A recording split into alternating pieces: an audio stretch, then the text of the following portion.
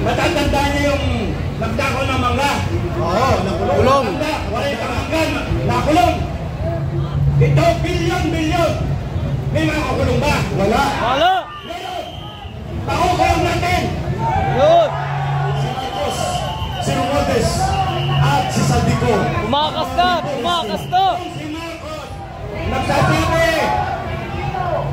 Marcos, nagsisimpatya siya, naintindihan niya ang taong bayan.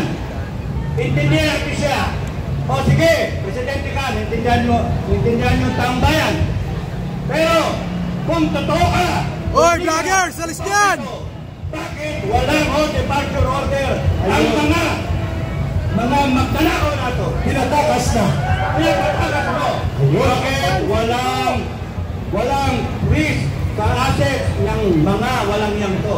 Na yung bako nila, yung asset nila, hindi ninyo harangin para ma-recover ng taong bayan. Habang may kikinding magkaso sa kanila o may investigasyon, batas lang ang batas. They are entitled to due process.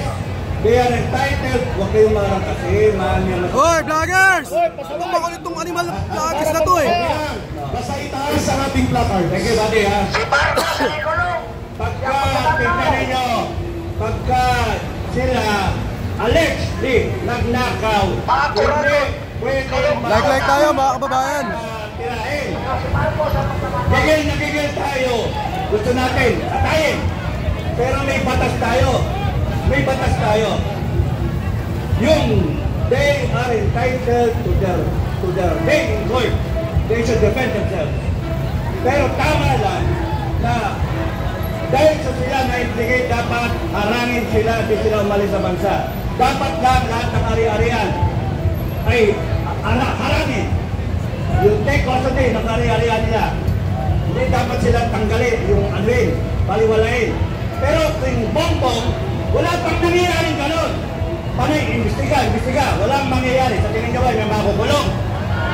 Ha? Wala. At wala kayong tiwala naman sa ano? Walang makukulong. Ipakulong natin! Marcos resign! Ang mga kababayan, pinapanong ko kayo kanina, maliwanag na hindi pa ninyo naintindihan ang kapangyarihan ng bawat Pilipino. Hindi nyo pa naintindihan. All government authority emanates from the people. Lahat na nagtatrabaho sa gobyerno ng Pilipinas ang nagluklok ay ang taong bayan. Kung meron man siyang appointed, yung mga appointed, yung nag-appoint, nilulok ng taong bayan. Ang taong bayan ang nagbigay ng kapangyarihan sa kanila para patakbuhin ang bansa natin. Bakit? Tayo may ginagawa. May ginagawa tayo, maliit na. Busy tayo. Pero ito, hindi natin binigyan ng kapangyarihan para pagnakawan tayo. Hindi dapat sila magnakaw. Kaya pagka tayo, inaate, we have the authority, we have the power na kunin yung kapangyarihan na yun. Hindi dapat tayo pumayag na tayo ay pastusin, babuin, lindangin, traidorin ng mga walang yanto. Lahat kayo mga Pilipino, kahit saan kayo, kayo ay nasa kampo ng Marcos, kayo nasa kampo ng gobyerno, kayo nasa kampo ng oposisyon, ng Duterte, basta kayo Pilipino, isipin ninyo, bansa natin to. Tama na! Tama na! Pero kung hindi tayo paglalaban, kundi natin paglalaban ang bansa natin, kundi natin paglalaban ang katwiran, Mamanita, salamat. kundi natin paglalaban ang hustisya, katarungan, at kundi natin paglalaban ang kinabukasan ng bansa nato, ang bawat Pilipino, yung mga salin-lain na Pilipino, sana sa tingin nyo, walang mangyayari sa atin. Sa kapangyarihan natin, ipaglaban ang bansa natin. Kaya matanda kayo, kaya bata kayo, babae, lalaki, anong pinag-aralan? Kaya wala kayong trabaho o may trabaho. Isipin ninyo, lahat tayo, Pilipino, kayo mga nagpapagamit. sa mga may kapangyarihan. Utangin ninyo. Utangin ninyo. Ayan na. Mayroong namura. Juro, salamat, Juro. Namiss ko talaga yung pakulay mo, ha. Huwag ninyo Thank you. galitin ang taong bayan. Tama! Kasi nakikita ko, mauwi tayo sa revolusyon. Maniningil tayo! Ito ng maayos. Peaceful. Peaceful. Marcos resign! Marcos resign! Marcos resign! Marcos resign! Marcos resign! Kaya palalangin ko sa inyo, hanggat magagamit natin ang hinahon. Mamemeleng, salamat. Hinahon tayo, kontrolin natin ang galit natin. Pero kung dadating sa panahon na ilalabas natin yung galit natin, ilabas ninyo yung galit ninyo. Ayun, bawal. At huwag mawawala ang Panginoon. Huwag mawawala ang Panginoon. Kaya kayo, kahit ano ang inyong religion, kaya kayo, Katoliko, Muslim, ang Panginoong Diyos, Almighty God, will guide you. He will guide you. God Almighty will protect you. Maraming salamat. Ayun! Maraming salamat kay Captain Dado Enrique, isa sa mga retiradong opisyal ng Armed Forces of the Philippines na nakikisa sa araw na ito. Mga kababayan, ang ating panawagan ay malinaw po. Ang araw na ito ay paniningil ng mamamayang Pilipino. Araw ito ng pagtumbok kung sino ang punong salaring kriminal na dapat may pananagutan sa panunumbalik ng pandarambong at korupsyon sa gobyerno. Walang iba matatapos ang mga rally na ito at magkakaroon ng panimulang pagbabago kung mapapalayas na ang kriminal sa Malacanang sa katauhan ni Marcos Jr. at de Romualdez. Yan ang dapat gawin ng taong bayan. At dahil dyan, pakinggan po natin habang nagtitipon-tipon tayo dito ang isa sa boses ng makaranas ng people power. Halika dito, tatay, at iwanan mo muna ang iyong vlog at sabihan mo mga audience mo, magbabalik ka lang dahil magsasalita ka sa EDSA. Dali na, dali.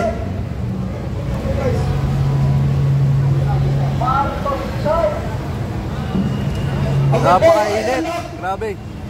Anak Laban lang. ako ng Piate, Santa Cruz, Manila. Naging-isa rin akong kasama sa pagpapalayas ng ama ni Bobong Ate Drug Marcos. Isa rin akong naging aktivista noong panahon ng pamumuno ng senior na isang diktador na si Ferdinand Marcos Senior. Isa po kami na nagpatasik at kami ang kauna-unahan na pumusting dyan sa Wilcap Rotunda. Kasama namin dyan ang kapatid ni Ninoy Aquino na si Bots Aquino. Yan po ang namumuno sa amin sa 21 opisyalis.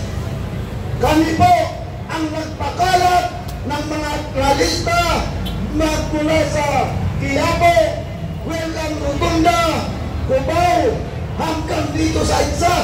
Nagsimula lang po kami ng 200 hanggang umabot ng 400. Pagdating ng pang-apat na buwan, naging mahigit na kami 5,000. Kaya kinontrol na namin hanggang Mindula. Pinustingan na po namin hanggang mapatalsik namin ang ama nitong gago, magnanakaw at sinungaling na putang inang si Marcos Jr.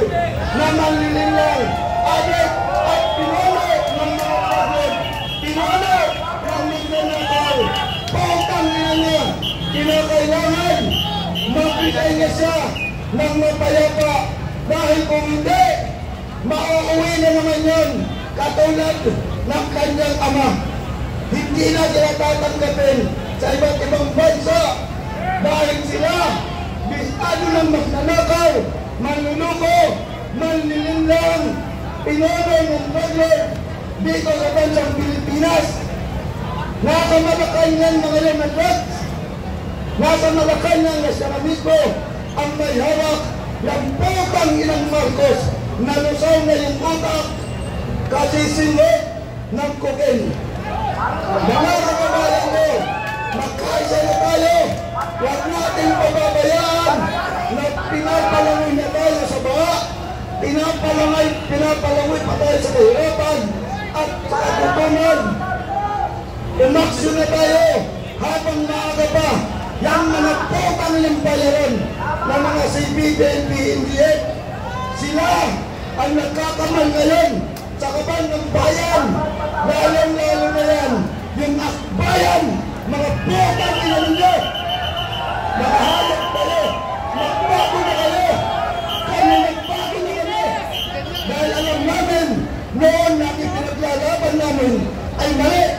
Kaya ngayon, lumagain na kami sa tama. Mga putang ina kayo. Mag-design na kayo.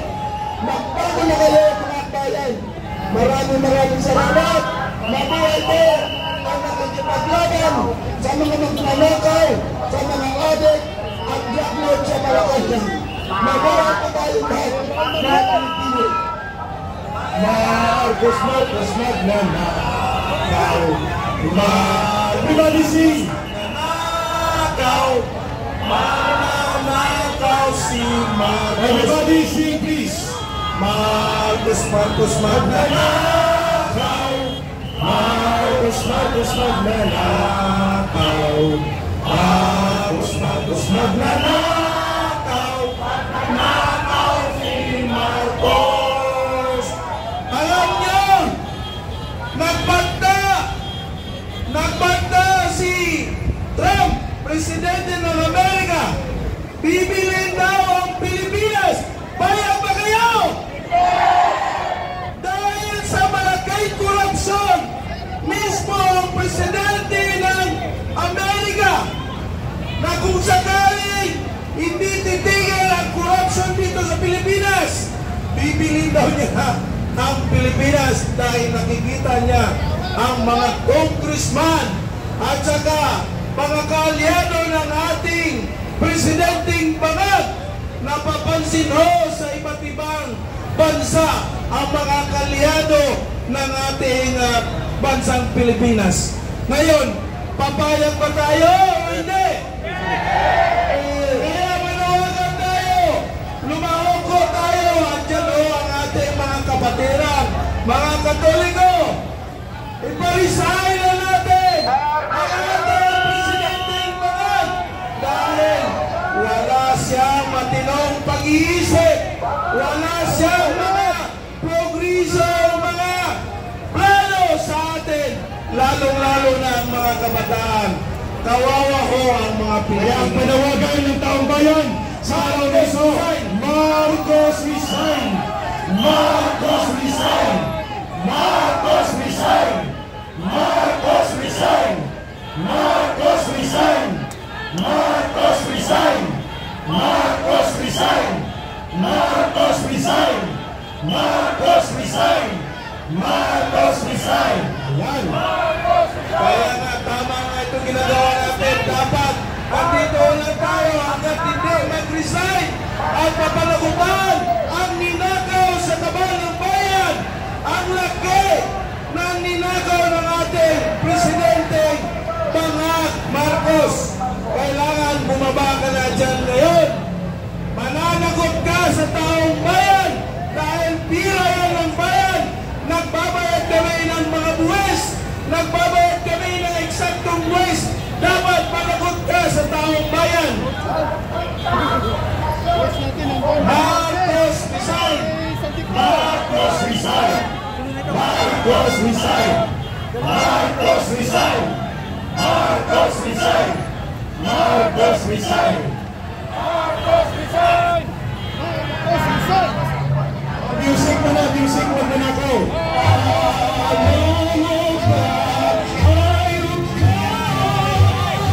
Marcos resign!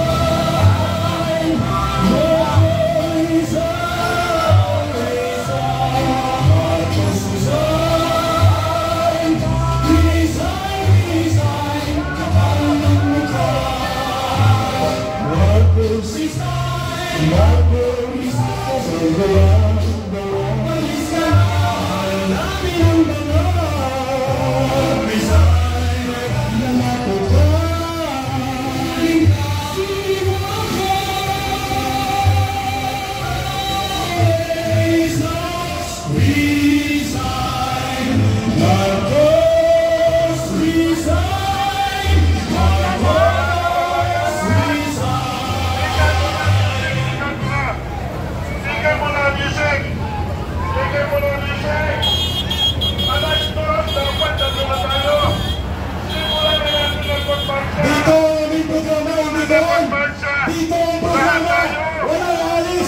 ang programa. Walang alis dito ang programa. Walang alis dito ang programa. Walang alis dito tayo. Magpo-programa tayo dito. Umana ka ng programa mo.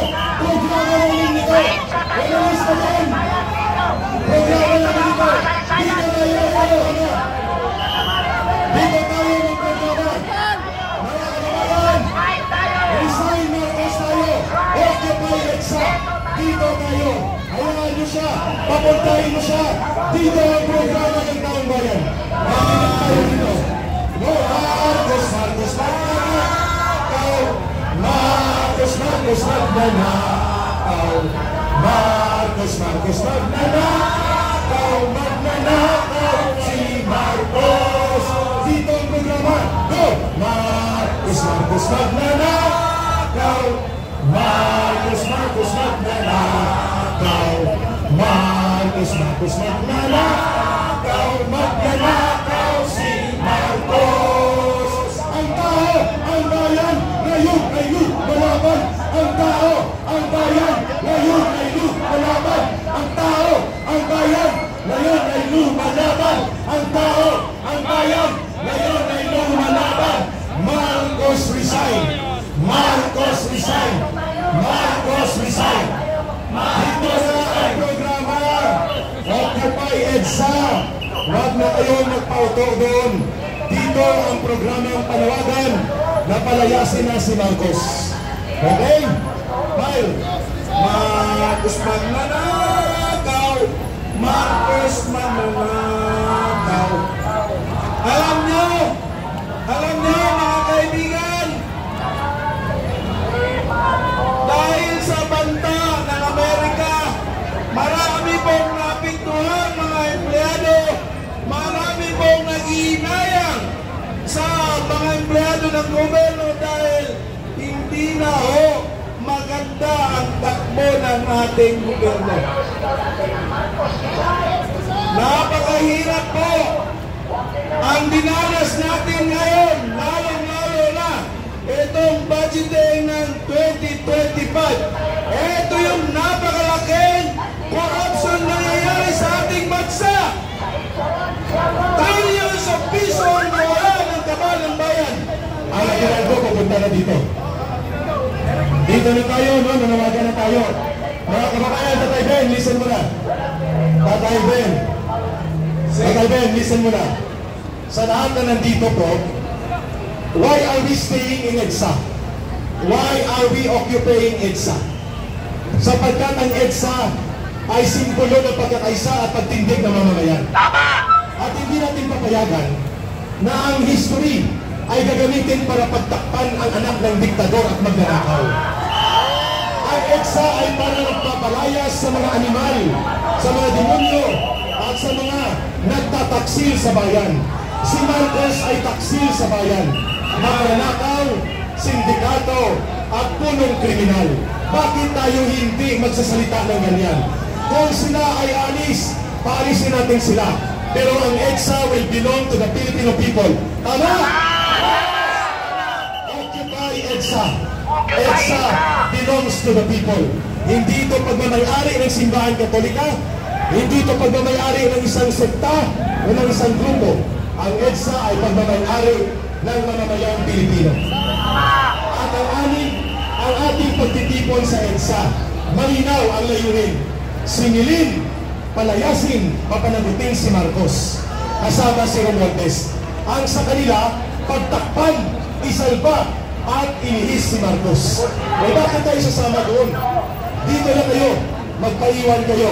May mukha ka, si Tatang, no, nag-akyat pa sa entablado natin, at ginawa pang megaphone. Sabi niya, punta na tayo sa EDSA, sa People Power Monument. Ang sabi natin sa kanya, manatili tayo dito. We will occupy EDSA because EDSA belongs to the people. And we will make another history. At walang EDSA kung hindi natin pinapalayas ang mga diktador, magnanakaw at mga taksil sa bayan. Yan ang dahilan kung bakit may EDSA. Pinapalayas natin ang mga taksil, ang mga magnanakaw, ang mga sindikato, at ang mga mandarambong. At walang ibang punong kriminal sa pandarambong na ito. Walang iba mga kababayan, si Marcos at si Romualdez. Kailangan ko na pong uminom ng tubig dahil uhaw na si Eric.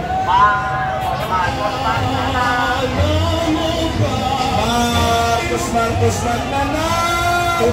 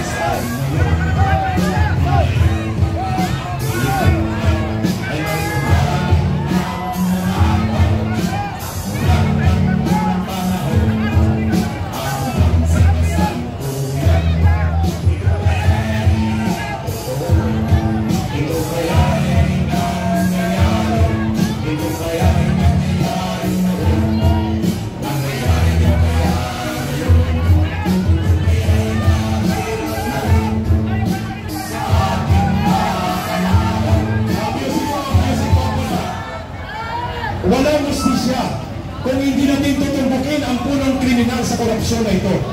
Ang panunumbalik ng pandarambong at pangungurakot sa gobyerno, si Marcos ang punong kriminal. Masisimulan ang justisya kapag pinalaya si Marcos. Ang EDSA ay para palayasin ang diktador at mga magnanakaw, para palayasin ang mga taksil sa bayan. Kaya kami ay nananawagan, Marcos resign! Marcos resign! Marcos resign! Marcos resign! Marcos resign! Marcos resign! Marcos resign! Marcos resign! Marcos resign!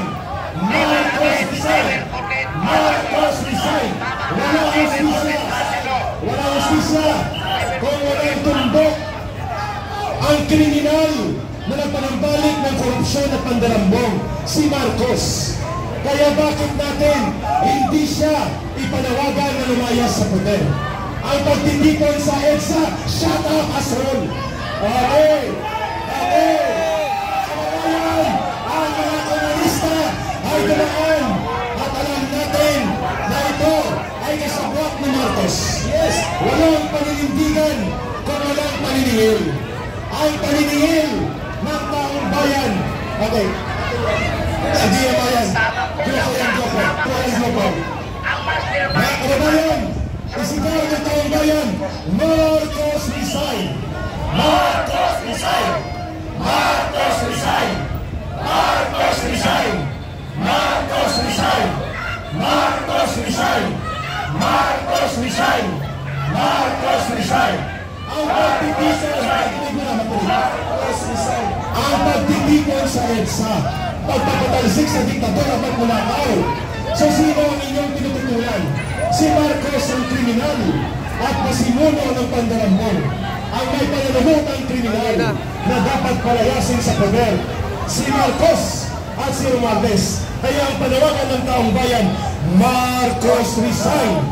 Marcos resign! Marcos resign! Kalma! Kalma ka na! Marcos resign! Marcos resign! Marcos resign! Ang inyong mga pagtitipon, walang katuturan kung hindi tayo maniningil sa tunay na kriminal. at ang tunay na kriminal si Marcos at si Romualdez. At ang solusyon, Marcos resign, mga kababayan.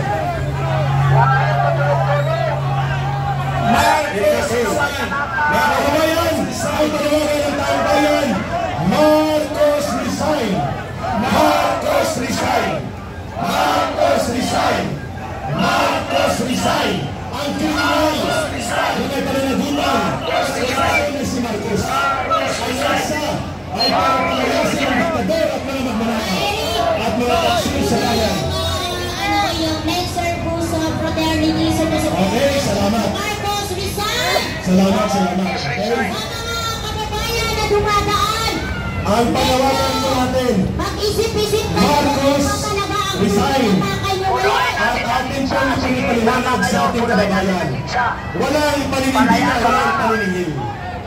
At ang paniningil ngayon ng taong bayan ay para papanagutin si Marcos at hindi para iligtas na. Kaya ang mga mayan, Marcos resign! Marcos resign! Marcos resign! Nagpanasa na rin! Marcos resign! Marcos resign! Yan ang sigaw ng taong bayan. Mamari, salamat. Criminal ay si Marcos. Pinay bayo. Nakapalala ni Marcos!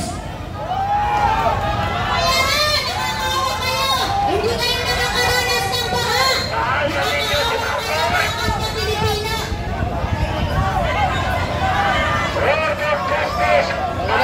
Marcos resign!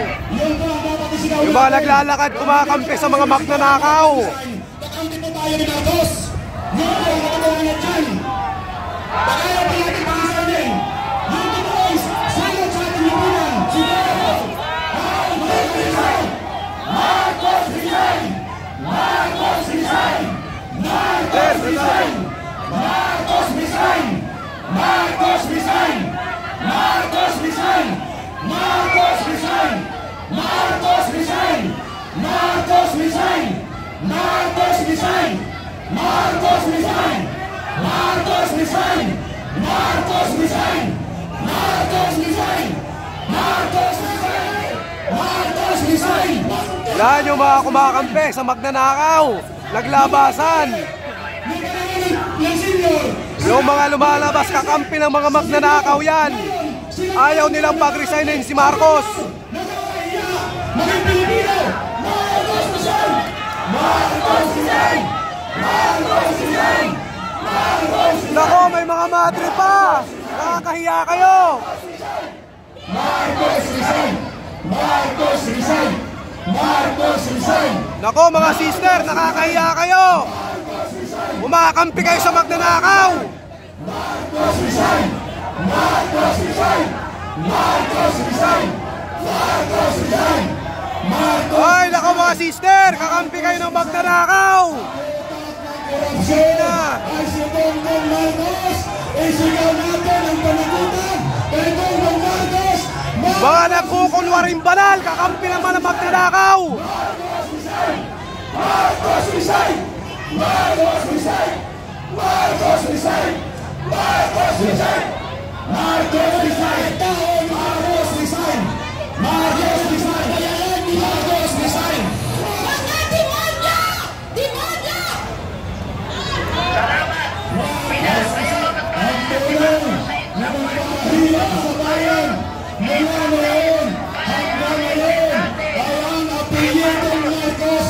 Gumising na po ako. Sama-sama po tayong nanawagan. Ay, nakakahiya, no? Sa simbahan, pero ayaw nila ng Marcos resign. Ang isang solusyon ay Marcos resign! Marcos resign! Marcos resign! Marcos resign! Marcos resign! Marcos resign! Marcos resign! Marcos resign! Mga kababayan, gumising na po tayong lahat. Ilaban po natin ang bansang Pilipinas. Laban sa totoong kriminal. Laban sa totoong magnanakaw. Magnanakaw. Paskumag ka, pre.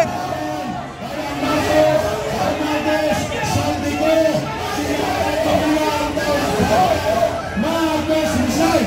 Marcos resign! Marcos resign! Marcos resign! resign!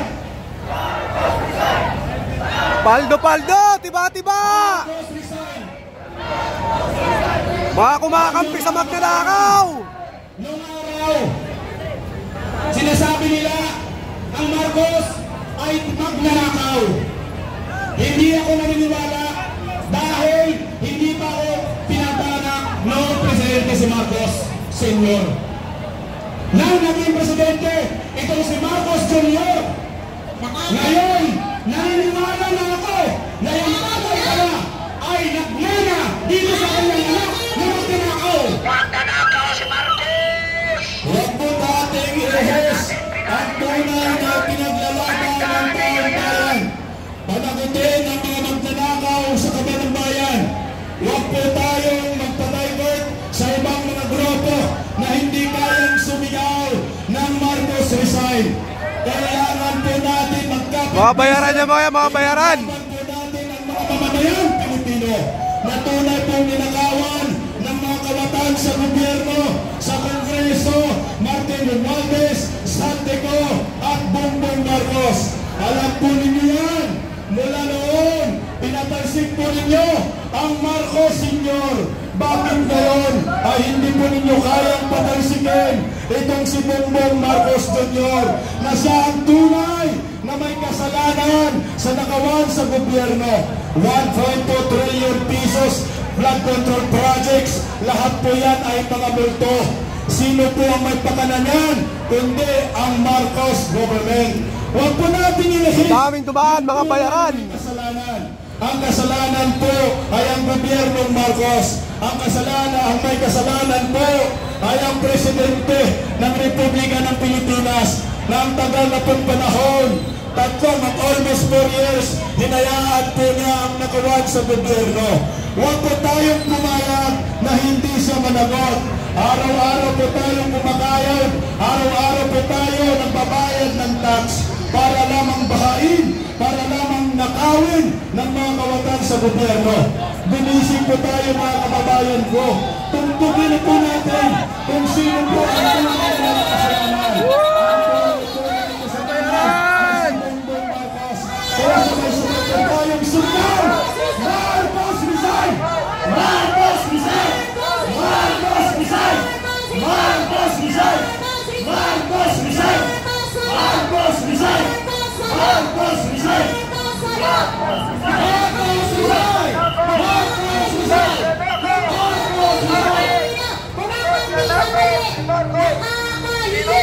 Mga Pilipino, kumakampi sa kanila, nagpapalubog sa kanila para sa kanilang kababayan. Ngunit nandito sila para ipaglaban kuno. Nakakahiya na kayo. Bumilis na po tayo mga kababayan.